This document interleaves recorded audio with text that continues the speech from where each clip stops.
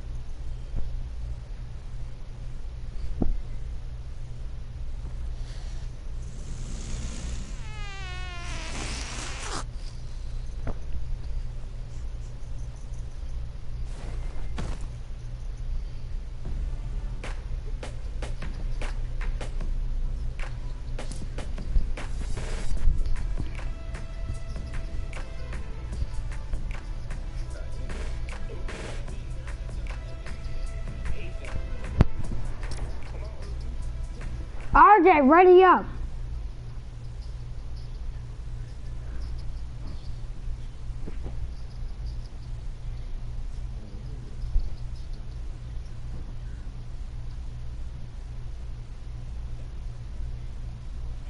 We just wish would come back. Like Greasy Grove. Remember that place? That's pretty much where I'd land every game back in the day, and then Epic hit the button and we're like, top 5 gaming lands here? It's canceled. What's that? That's your favorite location here? Let's just... avalanche sound. Let's just blow it out of existence. But with there having been so much change, the question each season is always, which new locations will we see? And likewise, which locations will those new locations replace? There's some interesting speculation going around and some tiny leads that could suggest some locations that might be removed in Season 10. Use code T5G to save the Polar Bears and Polar Peak. Yes, in at number 5, we've got Polar Peak. Polar Peak is one of the most active yet boring locations in Fortnite right now. And with little reason to drop there, it doesn't seem likely that it will be sticking around for much longer. The location has recently become more and more active due to the creature that's lurking around the island, but it's important Season 10. Use code T5G to save the Polar Bears and Polar Peak. Yes, in at number 5, we've got Polar Peak. Polar Peak is one of the most active yet boring locations in Fortnite right now. And with little reason to drop there, it doesn't seem likely that it will be sticking around for much longer. The location has recently become more and more active due to the creature that's lurking around the island, but it still is an area that has been complained about quite often by fans. Polar Peak specifically has undergone some changes in Season 9, with the monster being born inside of the iceberg and growing up to be so big and strong that it broke free. That wasn't before it stared at everyone through the ice. Now that was creepy. A lot of people suspected that it might have been Godzilla inside Polar Peak, but that becomes more and more unlikely with each passing day. Since the monster broke free, the iceberg has been left in pieces, with only a small amount of the castle left on top. Although Polar Peak is still there on the map, even if most of it is gone. It will probably be removed in Season 10 when you consider these factors, as Epic Games love to remove areas that were used for events. For example, Tilted Towers and Retail Row were replaced after being destroyed, as well as Dusty Depot and more. Maybe we'll see Polar Peak become something different, or maybe the entire iceberg will be removed entirely. We'll just have to wait until Season 10. It's only a few weeks away, so I'm excited to see how Boot RJ. moving and how big the event at the end of Season 9 is going to be. Number 4. Now, while Polar Peak 5, 4, 3, 2, 1, nope. Previously known as the volcano, this area is currently being transformed into a robot factory and is constructing the massive doggish robot that is eventually fight the Caddis monster. We have a whole video talking about the upcoming huge battle between the robot and the Polar Peak creature if you want to check it out. If you've seen it, you'll know exactly why Pressure Plant is probably going to be removed in Season 10. When Season 9 begun, most people thought that the volcano would be deleted from the map, but instead it was brought back by the people of the Fortnite Island and turn into a testing facility. Since then, it's undergone a ton of construction and has become the most rapidly changing location on the map for the entire season. Now, that isn't the reason why it may be removed from the island in Season 10, but instead, the battle that we are coming towards. Fortnite is currently going to war. If you're not aware, hello, we made a video on this. You can see it all over Mega Mall and Pressure Plant with posters and TV screens telling the people of the island to take the high ground when danger strikes and more. This is definitely happening, and the question isn't if or how, it's when. Everyone is waiting in anticipation of this great battle, and it all comes down to when the robot is officially built. Data miners found leaks in the Fortnite files that hinted at countdown, which is going to appear once the robot at Pressure Plant is officially built. Once this countdown hits 0, we can all expect the battle to occur and the war is finally happening to be destroyed. Incredible! It's barely changed at all since Season 1, and the area seems to be pretty much untouchable, although this is Fortnite, and nothing is truly 100% foolproof or untouchable. Excitement, we thought that would be in the game forever, and look what they did. Look what they did to my boy. Either way, it seems that Lonely Lodge might meet its end in Season 10. The Polar Peak Monster was last spotted lurking in the seawater surrounding the island, and that probably means it's going to spring up at any moment. A very likely place for it to appear is Lonely Lodge, as that location is close to the Pressure Plant, where the robot is being built. That means that Lonely Lodge could be damaged in the war to come once the Doggist is ready for battle. Also, it's one of the few locations on the map that hasn't been changed at all since Season 1. Even Tilted Towers has been changed. It's due for a change or removal, and I think we'll get it in Season 10. If not, then all I gotta say is GG. Number 2, Happy Hamlet. Happy Hamlet is an area that is located in close proximity to Polar Peak and the other snowy areas, so we're definitely expecting.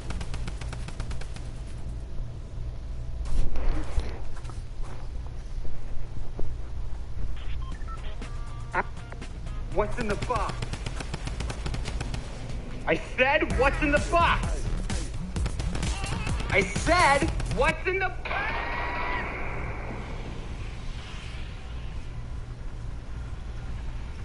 I can make a great boat out of this.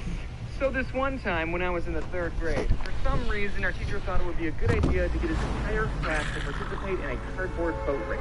Cardboard boat racing is this event where teams of people build their own boats out of cardboard and then race against other people's cardboard boats. Now, you might be thinking that cardboard really isn't the best material to make a boat out of. And you're right. The cardboard is cheap, you can get big pieces of it, and they float in the water for a little bit. Perfect for making boats out of. It's good, short-lived entertainment. It's yachts of fun. Apparently, a lot of other schools got their students to do cardboard boat racing. I thought it was just a strange thing my teacher made us do, but if other teachers did it, I guess he wasn't the only weirdo. I don't know what cardboard boat racing is supposed to teach you, maybe teamwork skills and ship building. I mean, it would come in handy if I was stranded on an island with cardboard and duct tape, and I could tell everyone... you blue game micro. Okay. Things in the 3rd grade. But no one else in my school did cardboard boat racing. It was just my class. And I think part of the reason we did this was because the class I was in was an honors class. So, we were better than everyone else.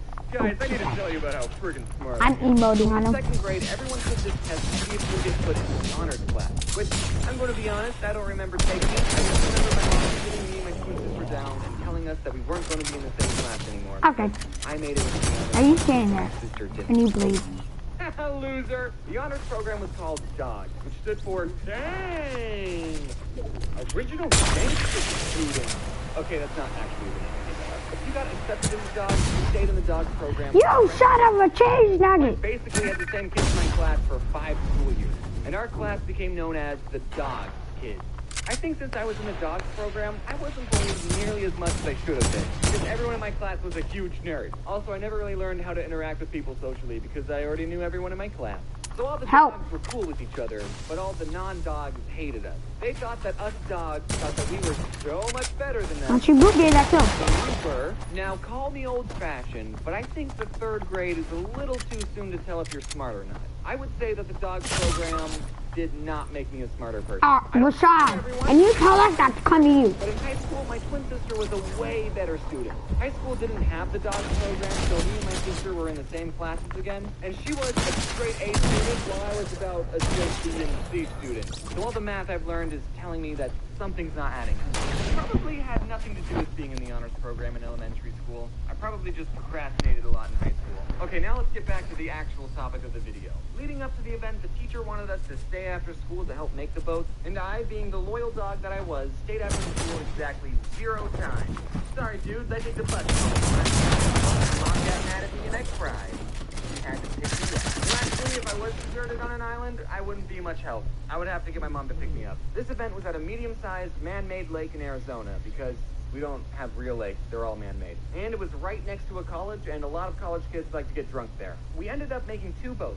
One was white and one was blue with a dragon head at the front and a tail in the back, and they both could hold 10 people. There wasn't enough room for everyone in the class to get a spot on the boat, and the kids who actually helped to build it got a reserved seat. But since I was a scrawny white boy that didn't take up much space, I got to sit in the very front because they were the coolest and smallest seats. The person who I sat next to was this girl named Priscilla. I still keep in contact with her, and I asked if I could say her name in this video, and she said yes. Later in life, she was the first girl to ever slap me. I didn't ask permission to tell that story. While we were waiting for our turn to race, my dad got me a snow cone, and that snow cone was the very first time I remember getting a brain freeze. It hurts to eat this. Yeah, they do that. When it was our turn, we rowed the boat out, and we actually stayed afloat. I mean, it was only a couple inches away from sinking, but it worked. My mom told me beforehand that if the boat sunk, I should kick off my shoes because that would weigh me down and I would drown. Thanks for the vote of confidence, Mom. And I remember being so afraid of the boat sinking. Not because I could drown, but because I didn't want to lose my shoes.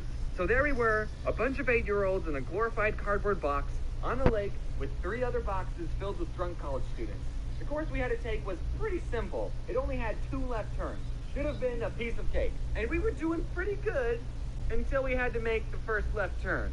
We messed up on that part. We practiced turning on land all the time. But for some reason, when we were in the water, our turning maneuver wasn't working. We kind of just drifted forward. We were pretty much all stranded. We didn't know how to drive this thing, and we were running out of time since the cardboard doesn't last that long when it's wet. But there were these lifeguards / helper people going around in canoes, and one person came up to our boat and he kind of pushed it with his paddle and turned the boat, and we were back in the race. Well, actually, by this point, everyone else had already completed the course. But we were still floating. We were still going to finish this. When it came time for the second turn, the same thing happened. We didn't learn anything. They never taught us this in honors class. By this point, the next 4 people racing just went. They got tired of waiting. And while the canoe boat guy was trying to teach us how to turn, the other boats just passed us. Eventually, we did get the turning down Salty. and back to shore. The boat stayed up the entire time. Out of the 4 people we raced against, we came in 8th. I kind of wish something bad did happen, like the boat flipped over or a shark ate one of the kids. That would have been a better YouTube video. But that also would have been lying. And then afterwards, the president came down and high-fived all of us. And to prove I'm not lying, here's some pictures of me in front of the boat. We had to take the dragon head off because it didn't fit with all of us, but we kept the tail. And you'll also notice how cramped the seats are and the girls we later on slapped. Here's the boat with the roof. Here's a picture of the snow cone that gave me my first brain freeze. Here's us in the water next to a pretty big boat. And look, our other white boat is getting blocked off by the bigger boat. Notice how our boat is going in the wrong direction and how Tokyo is submerged. And here's a picture of the grown-ups carrying the boat out of the water after a long day. I'm not in this picture. To land as soon as possible. Here's a picture of me during Halloween. I dressed up as a ninja. Like Halloween after the bunny. And there's a picture of the Neopets. You guys remember Neopets? Here's a picture of me with a giant pencil. Isn't that adorable? And then my science video with a launch rocket. Yeah, this wasn't that time. This is a completely different model rocket. And here's me in a tub of animal plushies. This rose plushie right here was actually my favorite. I got him from someone else's birthday. It was in a goodie bag. It was Halloween's birthday. It was like, you know, a parrot. I really like that bird. His name was Birdie, and now he's gone. And here's me dressed up as Galileo. Yay! A new video is done. Sorry it's been like a month since my last video. I've been busy with 3 conventions all back to back. But it's good now. Those are all done. And by normal schedule, I mean twice a month. It's so weird seeing these old pictures because in my head, I remember the exact time I sat down in the boat and being super cramped and having to row with my kneecaps pressed against my chest. Not knowing why it hurt to eat it. And now I'm imagine looking back at these old pictures and being like, oh, I was a different person back then. I can't end this video without mentioning the person who helped make this video come out on time. And that person this week is Ginger Pale. Again, thanks, man. He helps color. And also, Philip Eric helps get some of the sound effects for the intro of the video. Thanks, Reiner. So everyone give them a big old hug and wear your seatbelt.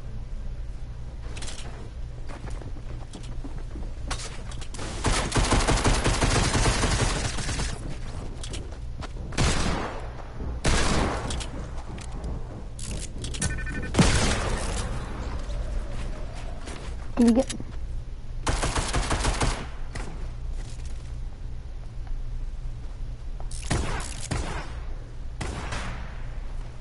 Yeah, that demi was low. I'll load him.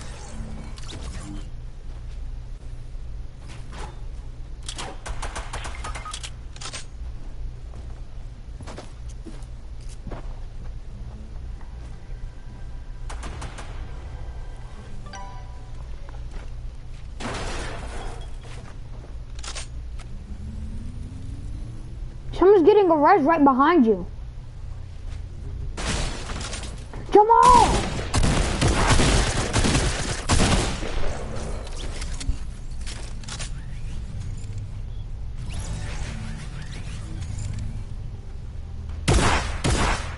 I'm playing solos. I can't play squads.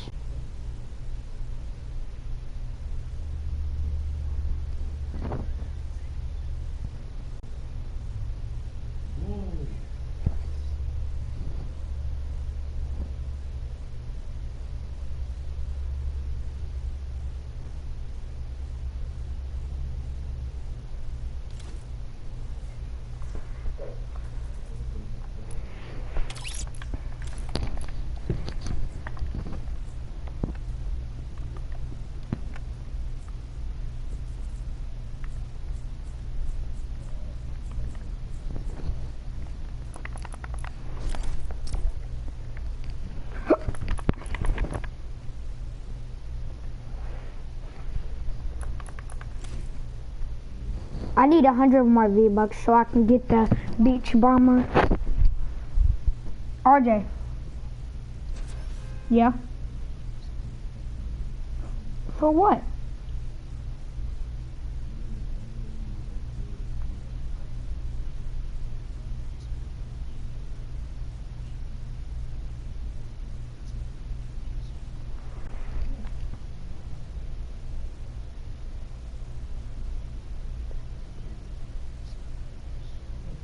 Hmm?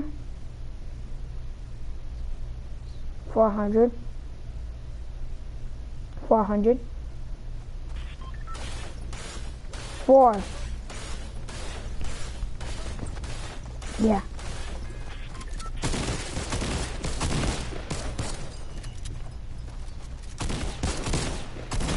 Yep, the tier 100, you know the 100 V-Bucks you get before you hit tier 100 and stuff? That's what got me 400.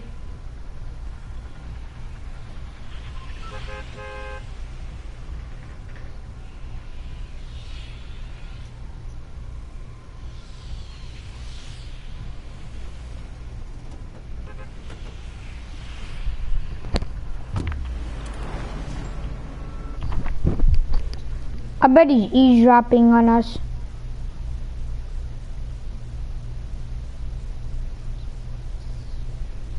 We're all in solos, right?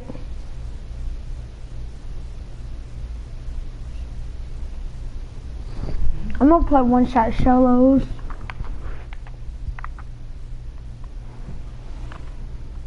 I'm gonna play by myself in one shot. Cause Jamal's, hey bye! I'm leaving. I'm gonna leave because I wanna play sniper shootout.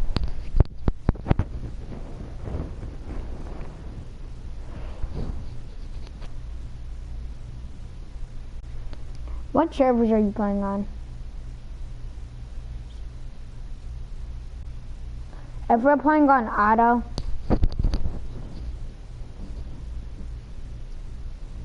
that's what's making you lag. When you're on auto, you lag.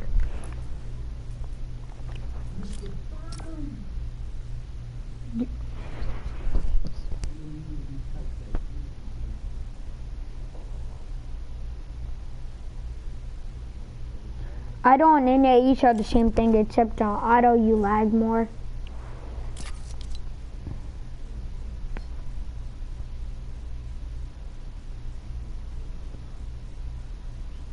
Cause Jamal's a bot. Like I told you.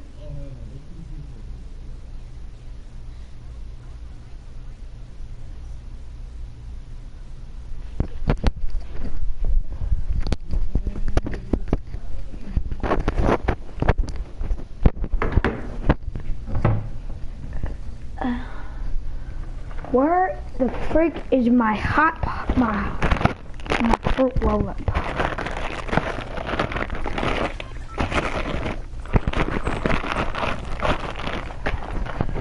What the frick? I'll be right back. Chat.